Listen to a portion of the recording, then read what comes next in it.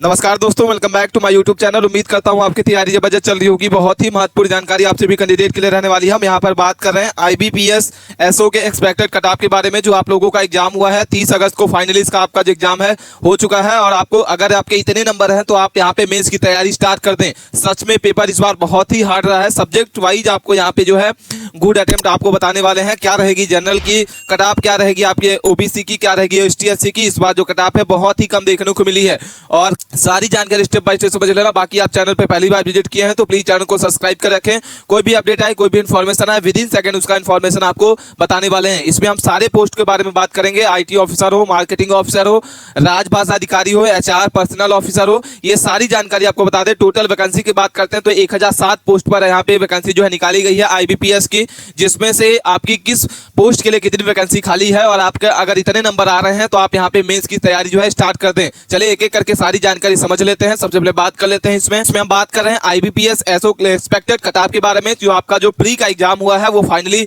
आपका 100% हो चुका है। सभी जो कैंडिडेट हैं वो इंतजार कर रहे हैं कि हम कितने नंबर पर मेंस की तैयारी स्टार्ट कर दें। ठीक है, तो जैसा कि बता दें कि आपका जो प्री का एग्जाम हुआ है वो 30 अगस्त को हो चुका है, और 30 अगस्त के बाद आपका जो प्री का रिजल्ट आना है, क्योंकि लगातार बच्चे कमेंट कर रहे हैं कि जो हमने सर एग्जाम दिया हुआ है आईबीपीएस एसओ का, तो हमारा जो प्री का एग्जाम हो चुका है तो हमारा कब रिजल्ट आएगा। ठीक है, तो प्री का रिजल्ट के बारे में सबसे पहले बात कर लेते हैं। तो आपका जो प्री का रिजल्ट है वो सितंबर के आपके लास्ट वीक में आपको यहाँ पे देखने को मिलेगा। ठीक है, मेंस के एग्जाम के बारे में बात करते हैं तो जैसे ही आपका रिजल्ट यहाँ पे आ जाएगा तो मेंस का एग्जाम जो है वो नवंबर में आपका होना है। ठीक है, इसके बाद मेंस का जो रिजल्ट आएगा वो कब आएगा, तो लगभग 1 महीने से आपका 1.5 महीने के बीच में आएगा। तो जैसे ही आपका मेंस का एग्जाम हो चुका है तो नवंबर में इसका एक्सपेक्टेड आपकी यहाँ पे डेट बताई गई है। इसके बाद रिजल्ट के बारे में बात करते हैं तो यहाँ पे जो मेंस का रिजल्ट है वो नवंबर या दिसंबर के लास्ट वीक में आपको यहाँ पे देखने को मिलेगा। इसके बाद इंटरव्यू क्या आता है, आपका प्रोसेस होता है इंटरव्यू। जो भी कैंडिडेट यहाँ पे रिजल्ट आएगा मेंस का रिजल्ट में क्वालिफाई होंगे, उसके बाद आपका इंटरव्यू होगा, और इंटरव्यू आपका जो होगा दिसंबर, ठीक है, या जनवरी के आपके फर्स्ट वीक में आपको यहाँ पे देखने को मिलेगा। ठीक है, तो यह सारी जानकारी आपको समझ लेना होगा। बाकी कोई भी क्वेरी है आप हमें कमेंट करके जरूर बताइएगा। इसके बाद अब हम बात कर लेते हैं कि इसमें जो टोटल पोस्ट है वो कितनी पोस्ट है। तो 1007 पदों पर इसकी वैकेंसी निकाली गई है, जिसमें इसमें अगर हम बात करते हैं एग्रीकल्चर फील्ड के बारे में, एग्रीकल्चर फील्ड ऑफिसर के बारे में, तो यहाँ पे अच्छी खासी वैकेंसी निकाली गई है आपकी, 310 पोस्ट है। इसके बाद लॉ ऑफिसर की बात करते हैं तो 56 पोस्ट है। आईटी ऑफिसर की बात करते हैं तो यहाँ पे 203 पोस्ट है। मार्केटिंग ऑफिसर की बात करते हैं तो 350 पोस्ट है, जिसमें सबसे ज्यादा आपकी वैकेंसी जो है निकाली गई मार्केटिंग ऑफिसर के लिए। राजभाषा अधिकारी की बात करते हैं तो आपकी जो वैकेंसी है वो 78 पोस्ट है, और एचआर और पर्सनल की बात करते हैं तो यहाँ पे 10 पोस्ट है। ठीक है, तो यहाँ आपको समझ में आ गया होगा कि किस पोस्ट के लिए कितनी वैकेंसी है, और आप हमें कमेंट करके जरूर बताइएगा कि आप किस पोस्ट से अपना जो फॉर्म है अप्लाई कर रखा है और आपके कितने नंबर जो है सही आ रहे हैं। इसके बाद हम बात कर लेते हैं इसमें कि सब्जेक्ट वाइज आप जो है आपका एग्जाम हुआ है, सब्जेक्ट वाइज आपका एग्जाम लेवल क्या रहा है और गुड अटेम्प्ट आपका क्या रहा है। ये भी जानकारी आपको समझना बहुत ही जरूरी होगा कि सब्जेक्ट वाइज एग्जाम लेवल क्या रहा है और आपका जो गुड स्कोर है वो गुड अटेम्प्ट क्या रहने वाला है, ये जानकारी समझ लेना। इसके बाद हम बात कर लेते हैं इसमें कौन कौन से हम बात करते हैं पोस्ट की। तो सबसे पहले लॉ ऑफिसर की बात करेंगे और राजभाषा अधिकारी की बात कर लेते हैं। ये 2 पोस्ट की अगर बात करते हैं तो रीजनिंग आपकी जो है हार्ड पूछी गई थी। सभी शिफ्ट में आपके शिफ्ट में क्या थी, ये हार्ड पूछी गई थी। इंग्लिश की अगर बात करते हैं तो आपकी इजी टू मॉडरेट रही है, और जीके की अगर बात करते हैं तो आपका जो जीके था वो कैसा था, मॉडरेट टू हार्ड रहा है। ठीक है, तो यहाँ पे एग्जाम लेवल आपको देखने को मिल गया होगा। इसके बाद 50 क्वेश्चन आपके रीजनिंग के पूछे गए थे, इंग्लिश के 50 क्वेश्चन पूछे गए थे, और जीके के भी 50 क्वेश्चन यहाँ पे देखने को मिला था। ठीक है, लेकिन यहाँ पे अगर मार्क्स के बारे में बात करते हैं तो 50 क्वेश्चन 50 मार्क्स के थे।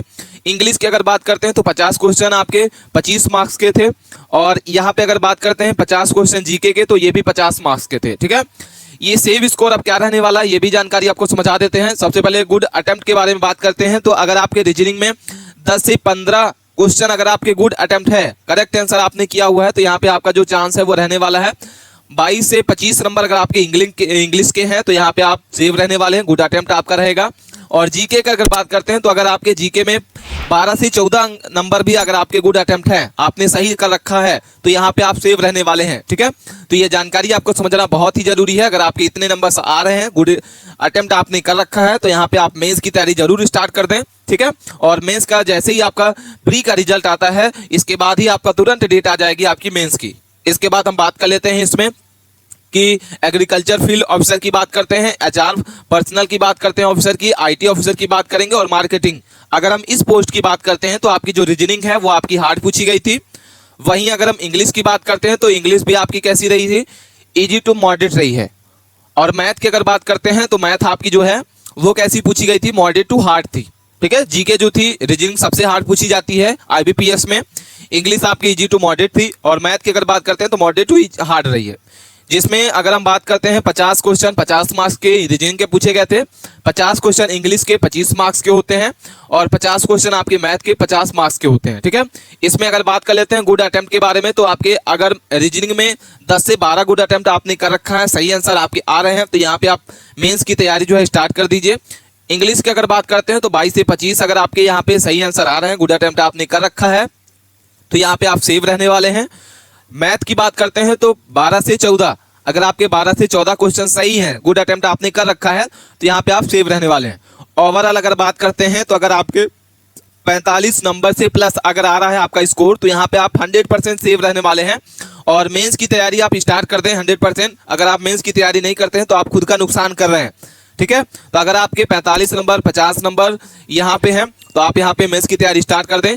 अगर आप चाहते हैं कि कैटेगरी वाइज अगर आप सेव स्कोर जानना चाहते हैं तो आप हमें कमेंट करके जरूर बताइएगा, हम आपको कैटेगरी वाइज आपको बताएंगे कि जनरल के लिए क्या सेव स्कोर रहने वाला है, ओबीसी के लिए क्या आपका सेव स्कोर रहेगा, एसटी एससी के लिए क्या सेव स्कोर रहने वाला है। ठीक है, बाकी आप सभी अपना अटेम्प्ट जो है कमेंट बॉक्स में जरूर बताइएगा कि आप कितने क्वेश्चन अटेम्प्ट किए हैं। ठीक है, ये सारी जानकारी समझना बहुत ही जरूरी है। कोई भी डाउट है कमेंट करके जरूर बताइएगा। अपने दोस्तों को इस वीडियो को ज्यादा से ज्यादा जरूर शेयर करें। मिलते हैं नए टॉपिक के साथ नए वीडियो में, तब तक के लिए बने रहें।